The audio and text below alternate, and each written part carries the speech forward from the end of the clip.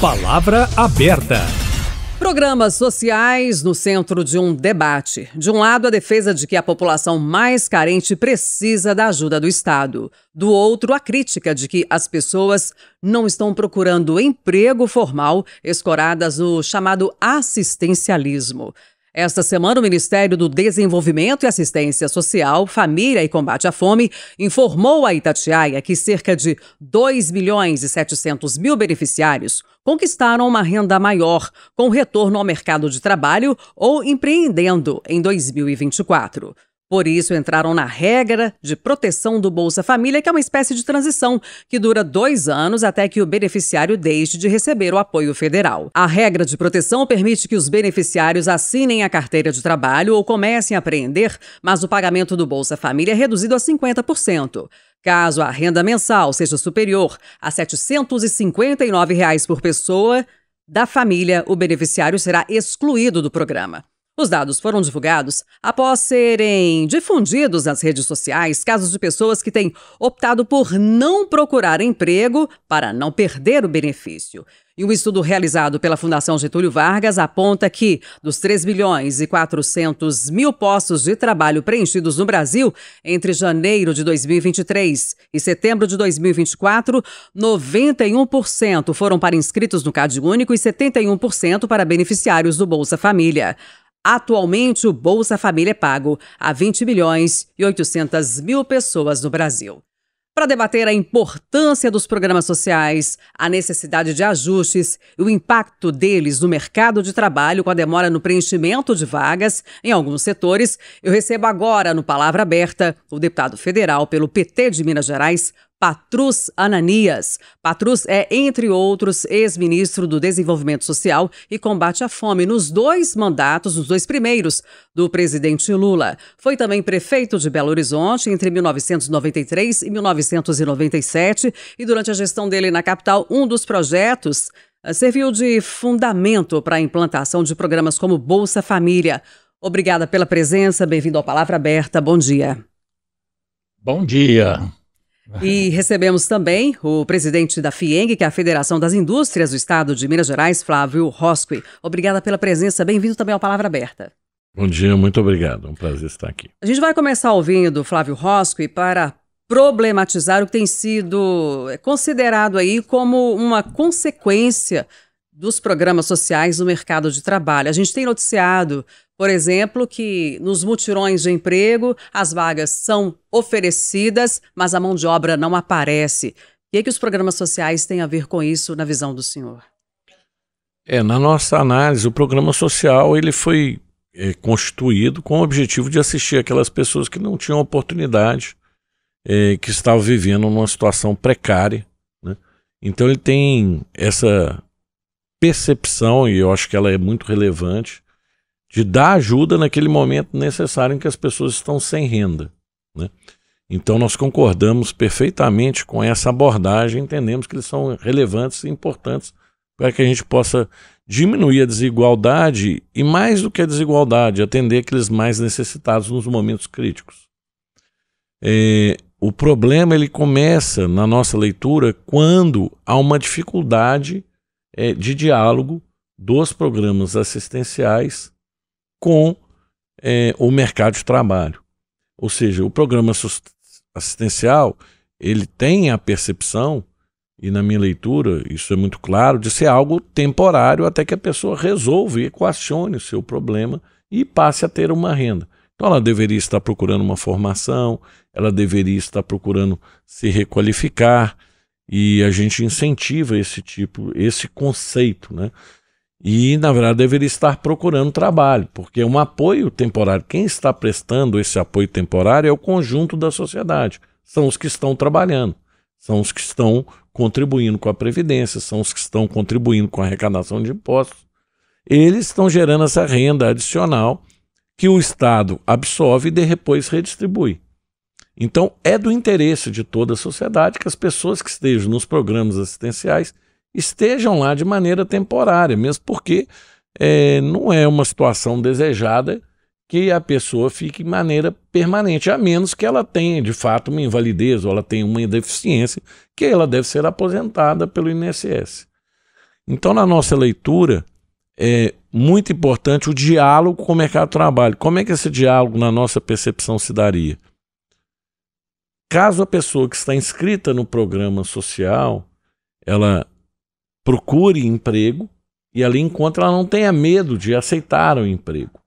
Então, na nossa leitura, a gente defende que o programa de extensão da permanência no Bolsa Família seja por tempo indeterminado, não limitado ao prazo de 2 anos. Porque a pessoa fala, eu fico no trabalho 2 anos e 2 meses, eu sou demitido e aí? Eu perdi a minha inscrição no programa do Bolsa Família. Isso cria um temor a ela contratar um emprego. Então esse é o primeiro ponto que nós já sugerimos ao ministro, que em tese o ministro do Trabalho concorda com a nossa percepção. Nós também entendemos que, igual outros países do mundo, se a pessoa foi ofertada emprego via agência do governo 1, 2, 3 vezes, na terceira vez, que ela não aceitar aquela oportunidade de emprego, 3 oportunidades diferentes, ela então é desligada do programa. Por quê? Porque então é uma opção dela não trabalhar, se não há nenhuma deficiência, se não há nenhum impedimento do ponto de vista físico. Não é justo que aquela pessoa que hoje não quer trabalhar fique vivendo à custa do conjunto da sociedade, porque o que nós precisamos é de uma população economicamente ativa para gerar riqueza e prosperidade, para que todos os brasileiros tenham o melhor nível de renda. Então essas seriam as colocações nossas. Nós defendemos sim os programas de assistência social, entendemos que eles são importantes no momento de transição, no momento de dificuldade, mas entendemos que não pode virar um obstáculo, uma vantagem. O que as pessoas estão fazendo eu tenho minha renda garantida do governo, enquanto isso faço bicos, sem formal, o que precariza o mercado de trabalho, precariza as condições do trabalhador, aquelas condições tão defendidas que o Estado de Direito criou para o trabalhador, que estão expressas na CLT. Passar a palavra agora para o ex-ministro Patrus Ananias, hoje deputado federal, o senhor que é um dos principais nomes quando o assunto é programa assistencial.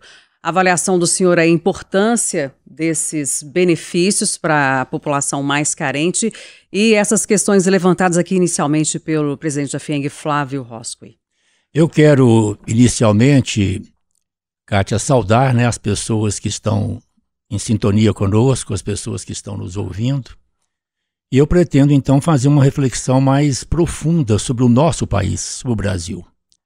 O Brasil é um país esplêndido.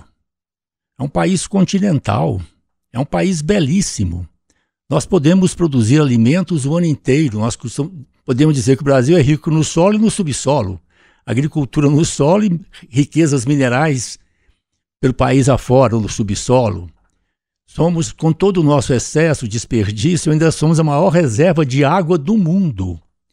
Então, agora, por outro lado, nós estamos entre as 6, 7 maiores economias do mundo. E, ao mesmo tempo, estamos entre os 6, 7 países mais injustos e desiguais do mundo.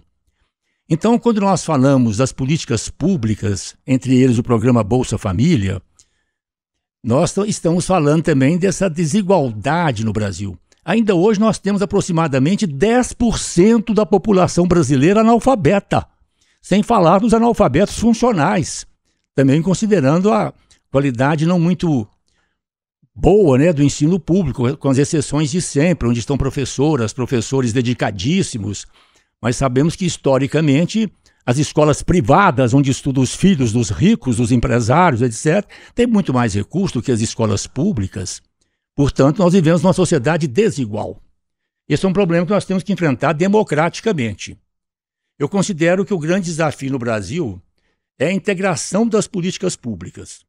Nós implantamos nos 2 primeiros governos históricos do presidente Lula o programa Bolsa Família, integrando o programa Bolsa Família com as políticas públicas da segurança alimentar, com a agricultura familiar, o Programa Nacional da Alimentação Escolar, os programas de apoio à agricultura familiar, os restaurantes populares que nós levamos pelo Brasil afora, integrando também com as políticas públicas da assistência social, os centros da assistência social, e buscamos também a integração com a educação e a saúde, porque as famílias, para receber o benefício, têm que ter as suas crianças e adolescentes na escola e terem os cuidados preventivos e curativos com a saúde. E nos nossos contatos com os beneficiários do programa Bolsa Família, com a sociedade, no nosso diálogo com a sociedade brasileira, a gente dizia muito isso. E as famílias deviam então reivindicar, já que tinham a obrigação de ter as crianças na escola, os adolescentes, os cuidados com a saúde, que o Estado garantisse também escolas públicas próximas de boa qualidade e saúde pública também de qualidade para essas pessoas, famílias e comunidades, né? Então, daí também nós buscamos essa integração. Eu considero fundamental a integração das políticas públicas. O Bolsa Família não pode ser um programa isolado, um programa em si mesmo. Ele é um programa para resolver esse problema histórico do Brasil. Quando terminou o governo passado, nós tínhamos no Brasil, pesquisa, imprensa dando, 33 milhões de brasileiros passando fome. Reduzimos essa questão, mas ainda temos um grande déficit, né? Temos pessoas, milhões de pessoas passando fome ou vivendo em situação precária de alimentar, condições de moradia. Então nós sabemos que a pobreza no Brasil é muito grande. E é por isso que nós defendemos o programa Bolsa Família como uma porta de entrada. É claro que nós queremos integrar com outros programas, capacitação profissional, preparo para o trabalho, mas nós temos que dar uma atenção especial a essa grande pobreza que existe no Brasil, herdeira da escravidão, que nunca teve acesso a políticas públicas de qualidade, educação, e são pessoas, portanto, que têm que ser preparadas, inclusive os seus filhos e os seus descendentes. Eu ainda quero ouvir o senhor sobre as observações feitas aqui pelo Flávio Rosco e propostas, né, de alteração no programa, enfim, mas agora voltando a palavra para ele, hoje quais são os setores que têm se observado mais essa dificuldade de conseguir mão de obra, pessoas qualificadas e pessoas que permaneçam por mais tempo também, né, no trabalho, em função desse impacto dos programas sociais? Hoje, na verdade, eu não posso te responder essa pergunta, que são todos, né? Quando a gente levanta numa sala e pergunta que empresários aqui que estão com dificuldade de contratação, 100% levanta. E nos mais diversos fóruns, seja no agronegócio, seja no comércio, no varejo, seja na indústria, seja nos hospitais, em todos os segmentos você está tendo essa dificuldade, em todos você tem vagas em aberto. Então, efetivamente, o que a gente está vendo é algo que não se via no passado. E aí eu gostaria de perguntar para o senhor o seguinte, por outro lado, há também uma queixa de quem está procurando emprego das condições de trabalho, de precarização das condições de trabalho, de salários muito baixos. Existe essa observação entre os empresários, entre quem está oferecendo vagas no mercado? Quem procura ganhar sempre quer ganhar mais. Isso é natural, é do mercado. E o mercado equilibra isso pagando mais, né? Aqueles que estão com mais dificuldade acabam pagando mais. Precarização do mercado de trabalho formal não existe. Nós temos uma CLT constituída, talvez a mais rigorosa do mundo, que dá todos os direitos aos trabalhadores. Então, nos casos que a gente está falando aqui, que são empregos formais, onde há dificuldade de contratação, não existe.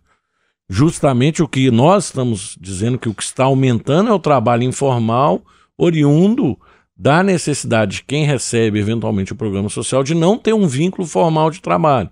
Então, dele procurar o trabalho informal, e isso sim expõe o trabalhador a risco, dada a precariedade e eventualmente aquele ambiente de trabalho onde ele está, ele não tem a formalização necessária, o que quer dizer que não tem a saúde do trabalho necessária, a segurança do trabalho necessária, porque os empregos formais todos têm que atender a legislação brasileira, que é extremamente rigorosa. Então, a gente vê, sim, como consequência direta, né, dessa procura pelo mercado informal, um risco. Mas no mercado de trabalho formal não há. A discussão é que há, na verdade, uma opção de muitos de não procurar emprego formal, independente, eventualmente, de um maior ganho salarial ou não. O que permite, de maneira continuada, uma empresa aumentar o salário dos seus funcionários é o aumento da produtividade. Né? É o aumento da produtividade que enriquece a sociedade. Essa é uma discussão enquanto a sociedade não produz mais com menos, ela não vai ser sustentável ambientalmente, ela não vai ser rica. O Estado, ele retira de uma parcela da sociedade e redistribui. Ele não gera riqueza. Ele absorve a riqueza e extrai da própria sociedade. E não extrai dos empresários, ele extrai da população, porque quem paga tributo é a população. Muitas vezes é muito fácil demonizar empresário, né?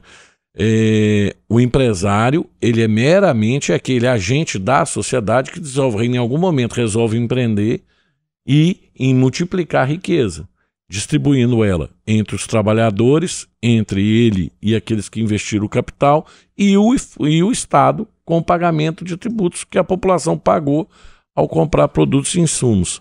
Ministro Patrus Ananias, o senhor já fez uma intervenção, o senhor está se manifestando aqui já querendo responder, mas eu queria que o senhor falasse principalmente sobre essa proposta, essa possibilidade, se isso é viável ou não, de que as pessoas não sejam excluídas do Bolsa Família automaticamente se elas conseguiram ingressar no mercado de trabalho.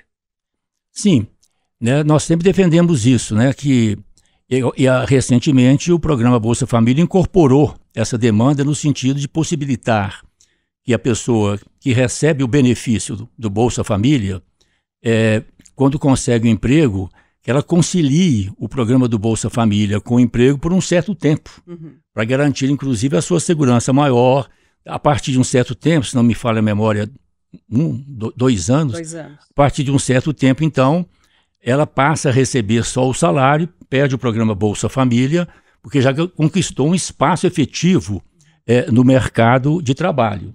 Eu considero essa medida uma medida correta, né? Agora, nós temos que considerar fundamentalmente isso, né? O programa Bolsa Família é um programa para atender pessoas, famílias, especialmente famílias, tanto que ele é destinado especialmente às mulheres que vivem em situações realmente de carência, carência alimentar, carências básicas na vida, moradia indigna, área de risco. Nós estamos vendo aí o estrago com famílias por conta da chuva. O Brasil é um país socialmente muito injusto e nós temos que recuperar, né? Integrar na vida nacional. Nós constituímos na Câmara a Frente Parlamentar em Defesa da Soberania Nacional. E para nós, um país soberano, como nós queremos que seja a nossa grande e querida pátria brasileira, é um país que cuida, em primeiro lugar, do seu povo, das pessoas, garantindo à sua gente, ao seu povo, sem excluir ninguém, os direitos básicos. O primeiro degrau do direito é o direito à alimentação. De barriga vazia, aprendi lá nos sertões de Minas. Na minha infância, adolescência, na roça. De barriga vazia, ninguém vive, né? É condição primeira, o direito à alimentação. E sobre o pente fino, para poder alcançar... Não, eu quero falar um pouquinho aqui, deixa eu falar um pouquinho aqui sobre a consistência do programa Bolsa Família, né? Assim, no pente fino nós temos demais no Brasil. Nós temos que enfrentar no país esse desafio social. E integrar o programa Bolsa Família, como nós fizemos, né, iniciamos, com os programas sociais.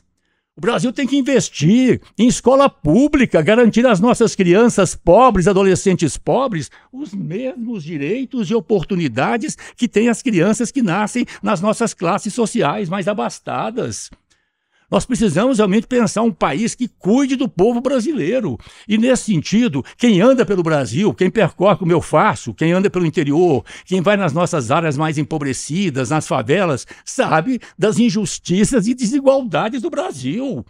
E sabe também que há um distanciamento. E quero registrar aqui também uma outra questão delicada, que o presidente FIENG, nosso querido amigo Dr. Flávio Rosque, colocou aqui, né, assim, a questão dos direitos trabalhistas. Nós vivemos no Brasil recentemente, alguns anos atrás, uma reforma trabalhista, um desmonte dos direitos do trabalho. Eu participei da comissão. E lembro que um dia teve um debate e o deputado que defendia esse desmonte da legislação trabalhista para atender os setores empresariais, muitas vezes não identificados com sentimentos sociais e com o projeto nacional, com a dignidade da vida humana, falou: o senhor tá querendo voltar a 1943, o ano da CLT. Eu falei: querido, o senhor está querendo voltar ao século XIX, ao tempo da escravidão e ao tempo que antecede a legislação trabalhista.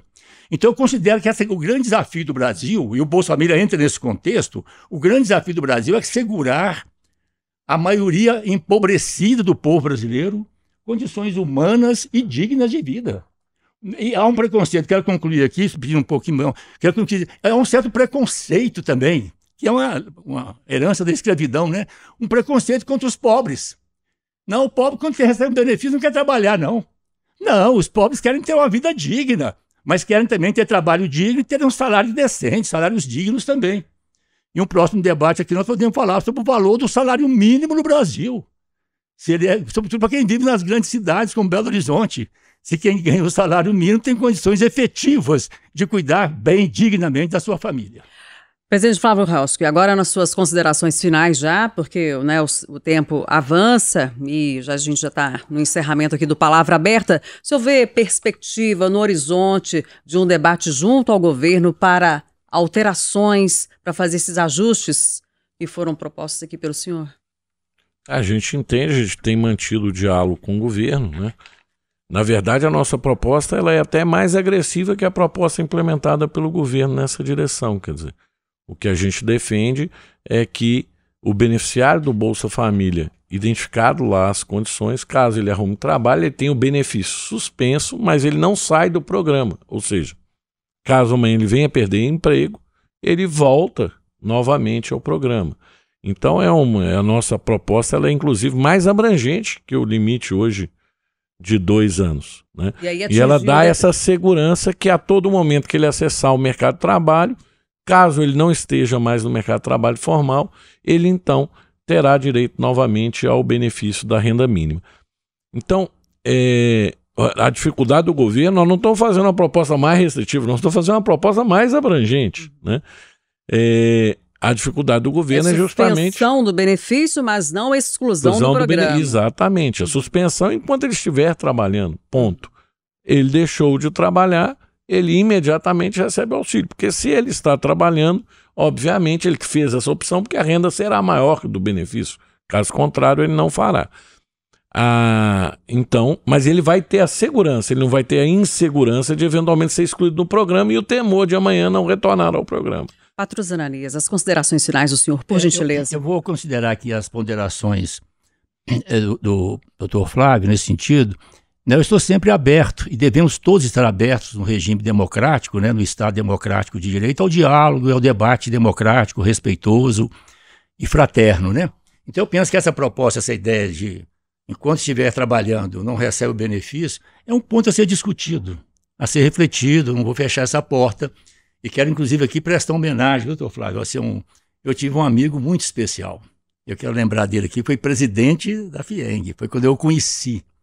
E nós nos tornamos amigos muito fraternos e conversávamos muito, inclusive sobre as questões sociais. Ele que foi também um grande empresário. Então eu quero prestar minha homenagem aqui ao nosso saudoso vice-presidente da República, sempre presente no meu coração, nas minhas boas recordações, José Alencar Gomes da Silva. O grande presidente. E eu conversei muito sobre isso, essa questão do Bolsa Família. E ele defendia o programa. Né?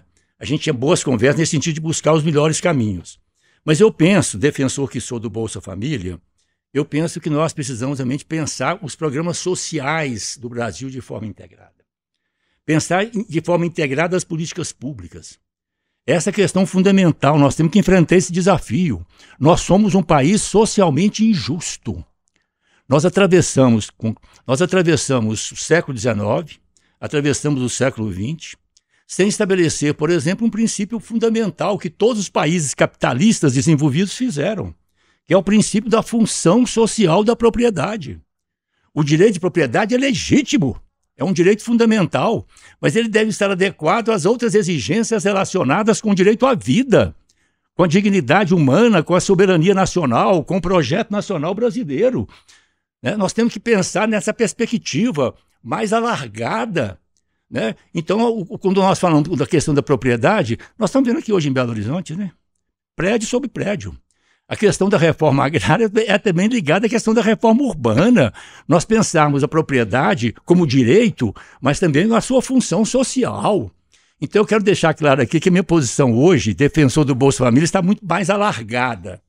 Né? A minha perspectiva hoje, meu sentimento hoje é de um projeto nacional brasileiro, de políticas públicas vigorosas, de reformas necessárias para que o nosso país possa se tornar, de fato, um país independente, estar entre as maiores economias do mundo, como já estamos, sexta, sétima, mas estarmos também, como não estamos ainda, entre os países mais justos e igualitários do mundo. Nós estamos encerrando o Palavra Aberta deste sábado. Hoje debatemos aqui a importância dos programas sociais e o impacto deles no mercado de trabalho. Recebemos o presidente da FIENG, que é a Federação das Indústrias do Estado de Minas Gerais, Flávio Rosco. E obrigada pela presença. Até a próxima. E recebemos também o deputado federal pelo PT de Minas Gerais, Patrus Ananias, que, entre outros cargos, ocupou o de ministro de Desenvolvimento Social e Combate à Fome nos 2 primeiros mandatos do presidente Lula. Obrigada pela presença. Muito obrigado. Até a também. próxima. Muito obrigado. E você pode acompanhar as edições do Palavra Aberta também nos nossos canais digitais, entre eles o Spotify, o canal da Itatiaia no YouTube. Lembrando que o Palavra Aberta vai ao ar todo sábado, 8h30 da manhã, no Jornal da Itatiaia.